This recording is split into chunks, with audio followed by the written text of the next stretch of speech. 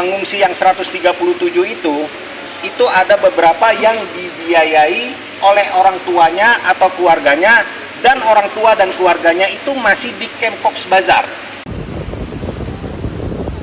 Satreskrim Polresta Banda Aceh menetapkan MA, kewarganegaraan Myanmar, sebagai tersangka atas tindak pidana dugaan penyelundupan manusia atau people smuggling terhadap 137 etnis Rohingya yang mendaftar di pesisir Pantai Blang Ulam, Kecamatan Masjid Raya Aceh Besar beberapa waktu lalu.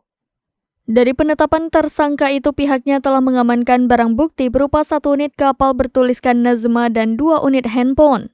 Berdasarkan kronologi kejadian, penangkapan tersebut berawal dari tibanya etnis Rohingya, di mana 2 di antara mereka yakni Muhammad Amin dan AH memisahkan diri dari kelompoknya. Beruntung saat hendak melarikan diri, ia ditemukan oleh warga setempat.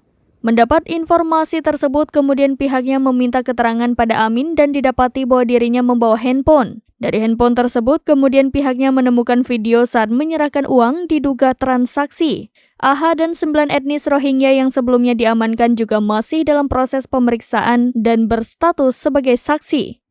Dari keterangan para saksi, lanjut Fahmi, AH di dalam rombongan imigran yang merupakan warga asli Bangladesh. Berdasarkan keterangan para saksi yang diperiksa, diperoleh keterangan bahwa mereka semua membayar sejumlah uang dengan variasi antara 100.000 sampai dengan 120.000 taka atau senilai 14 juta rupiah sampai dengan 16,8 juta rupiah per orang untuk dapat naik kapal. Pada saat di kapal akan diabsen oleh MA apabila belum membayar.